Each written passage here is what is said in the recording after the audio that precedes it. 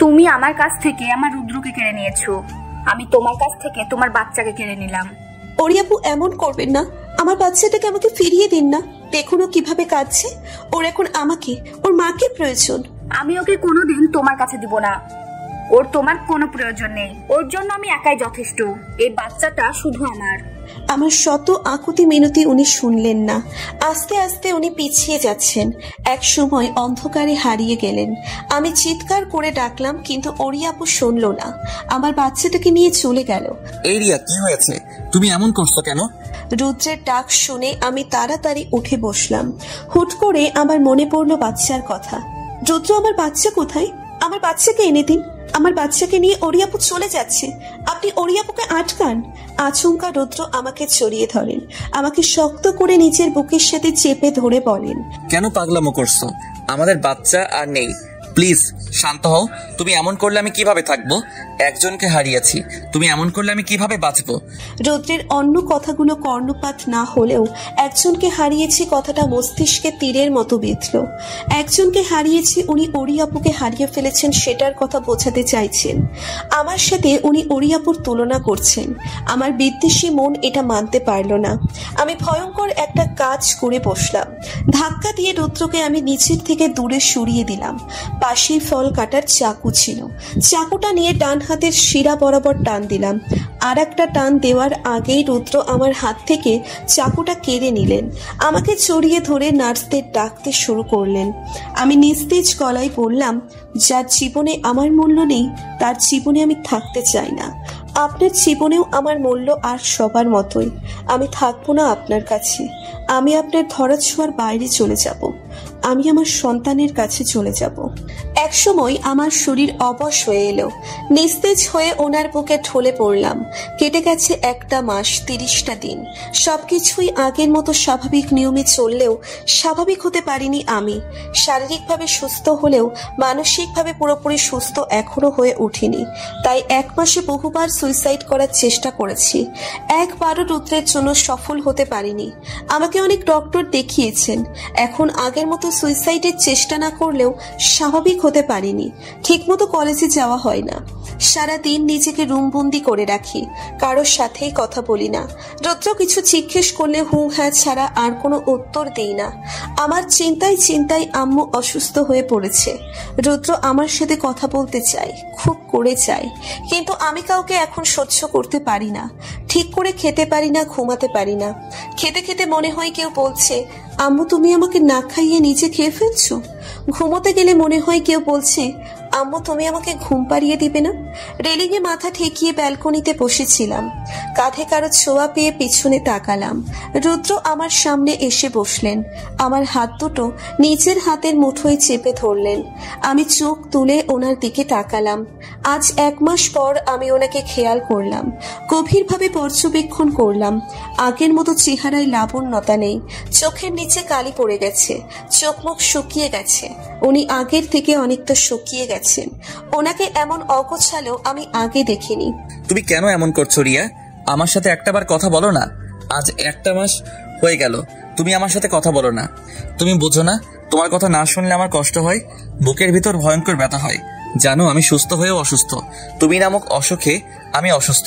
আমি আসক্ত, গভীরভাবে আসক্ত তুমি নামক রমণীতে। ড্রাগসে আসক্ত লোকেরা যখন ড্রাগস না পায় তখন যেভাবে ছটফট করে, তেমন আমিও ছটফট করি তোমার মুখ থেকে একটা শব্দ শোনার জন্য। এই 1 মাস আমি 2 চোখের পাতা এক করতে পারি নাই। প্রতিটা রাত আমার কেটেছে নির্ঘুম। আমি বেবি চাই।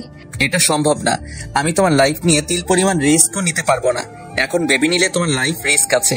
একটা বেবির জন্য আমি তোমাকে হারাতে পারবো না। এমন অনেক কাপল আছে যারা সন্তান ছাড়া দিব্যি বেঁচে আছে, দুজন একসাথে সুখে আছে। তাহলে আমরা কেন পারবো না? প্রয়োজন মনে হলে একটা বাচ্চা অ্যাডপ্ট করব। আমি ওনার কথা কর্ণপাত করলাম না। একটু এগিয়ে গিয়ে ওনার টি শার্টের কলার খামচে ধরে দুজনের ওষ্ঠদ্বয় এক করে দিলাম। কেটে গেছে কয়েক মাস। আমাদের প্রথম সেমিস্টার পরীক্ষা শেষ হলো। সোফায় বসে নুডলস খাচ্ছিলাম। ঠিক তখনই বেশ শব্দ করে ড্রয়িং রুমে প্রবেশ করলেন রুদ্র। আমার দিকে এক পলক তাকিয়ে নিজের হাতে থাকা ফাইলটা আমার দিকে ছুঁড়ে ফেলে দিয়ে চলে গেলেন। ওনার কাছে আমি হতবাক। কিছুদিন ধরেই খেয়াল করছি উনি আমার সাথে অদ্ভুত বিহেভ করছেন, ঠিকমতো কথা বলেন না, কেমন মনমরা হয়ে থাকেন। ওনার ছুঁড়ে দেওয়া ফাইলটা আমার পায়ের কাছে ফ্লোরে পড়েছে। ফাইলটা হাতে নেওয়া মাত্রই আমার বুঝতে একটু অসুবিধে হলো না যে এটা প্রেগনেন্সির রিপোর্ট। পজিটিভ লেখাটা দেখা মাত্রই আমার চোখ দুটো ছলছল করে উঠল। আমি ফাইলটা হাতে নিয়ে ছুটলাম নিজেদের রুমের উদ্দেশ্যে। আমি রুমে প্রবেশ করা মাত্রই উনি ওয়াশরুম থেকে বেরিয়ে এলেন। আমি ওনাকে দেখা মাত্রই দৌড়ে গিয়ে চাপটে জড়িয়ে ধরলাম। উনি সাথে সাথেই নিজেকে আমার কাছ থেকে ছাড়িয়ে নিলেন। আমি অশ্রুসিক্ত নয়নে ওনার দিকে তাকালাম, অতঃপর আহত গলায় বললাম, আপনি এমন করছেন কেন? আমি প্রেগনেন্ট, এটা শুনে আপনি খুশি হননি? আমি খুশি হয়েছি নাকি হইনি সেটা জেনে তুমি কি করবে?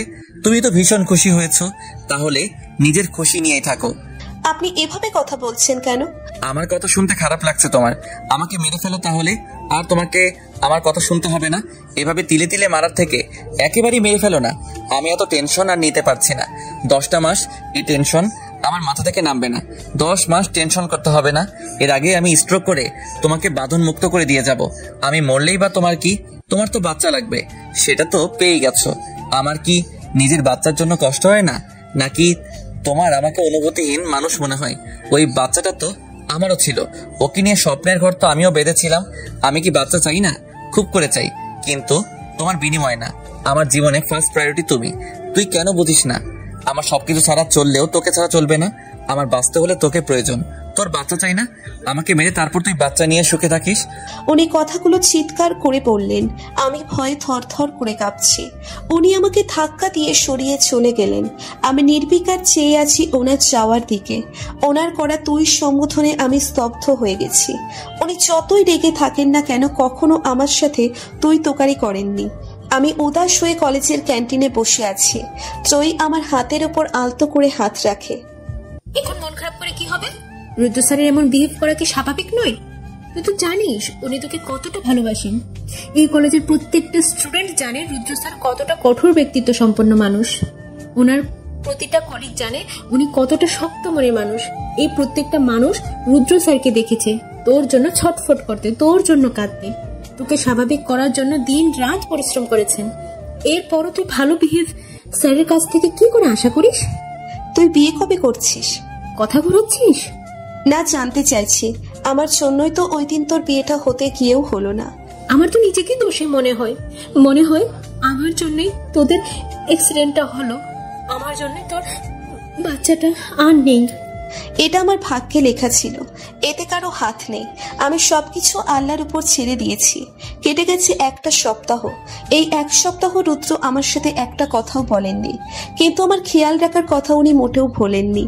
নির্বিকার ভাবে উনি আমার সমস্ত খেয়াল রাখেন, যথাসাধ্য আমাকে এড়িয়ে চলার চেষ্টা করেন। এখন বাজে প্রায় রাত 10টা, কিন্তু রুদ্রের রুমে আসার খবর নাই। অগত্যা আমি রুদ্রকে খুঁজতে বের হলাম। মামুনির রুমের সামনে আসতেই আমি দাঁড়িয়ে গেলাম। ভিতর থেকে অস্পষ্ট কিছু কথা ভেসে আসছে। দরজা খোলাই ছিল বিধায় ভিতরে কি হচ্ছে সেটা দেখতে আমার বেগ পেতে হলো না। রুদ্র মামুনির কোলে মুখ গুজে শুয়ে আছেন। রুদ্র যে কাঁদছেন সেটা আমি স্পষ্ট বুঝতে পারছি। দেখ রুদ্র, তুই রিয়াকে এইভাবে এড়িয়ে চলতে পারিস না। এই সময় তোর সাপোর্ট রিয়ার সবচেয়ে বেশি প্রয়োজন। তুই এমন করলে কিভাবে হবে বাবা? আম্মু, ও এত অবুঝ কেন? ও কেন আমাকে বুঝতে চায় না? আমিও তো একটা মানুষ। আমি আর এত টেনশন নিতে পারছি না। ওর কাছে আমার অনুভূতির কোনো মূল্য নেই। ও একটু আমাকে বোঝার চেষ্টা করে না। ও বুঝতেই চায় না যে ওর জীবনের থেকে বেশি মূল্যবান আমার কাছে অন্য কিছু না। আম্মু, ওই সন্তানের বাবা তো আমিও ছিলাম। সবার সামনে আমার কষ্টগুলো মেলে ধরিনি বলে কি আমার কষ্ট হয়নি? ও তো চিৎকার করে কেঁদে নিজের কষ্টগুলো হালকা করতে পারে, আমি তো তাও পারি না। এভাবে ভেঙে পড়লে চলবে? তোকে তো শক্ত হতে হবে। তোকেও রিয়াকেও বুঝতে হবে তুই বাবা হলেও ও মা। ও 5টা মাস ওই বাচ্চাটাকে নিজের মাঝে বহন করেছে, সব সময় বাচ্চাটাকে অনুভব করেছে, তাই ওর যন্ত্রণাটাও বেশি। সবাই তো তোর মতো শক্ত মনের অধিকারী হতে পারে না। রিয়া অন্য কারোর কষ্ট দেখলেও কেঁদে কেটে অস্থির হয়ে পড়ে, সেখানে তো নিজের সন্তানকে হারিয়েছে। এই সময় রিয়াকে এভাবে এড়িয়ে না চলে ওর পাশে পাশে থাক, ওকে সব সময় হাসি খুশি রাখ।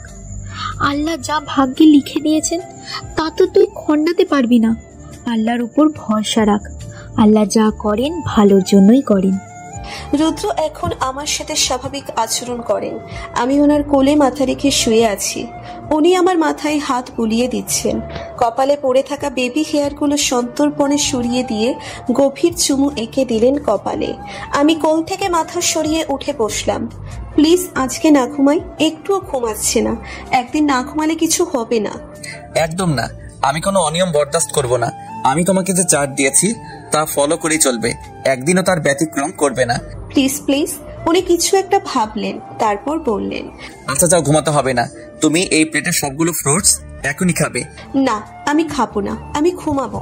আমার প্রচুর ঘুম পাচ্ছে। এই দেখুন, ঘুমের জন্য চোখ দুটো খোলা রাখতে পারছি না।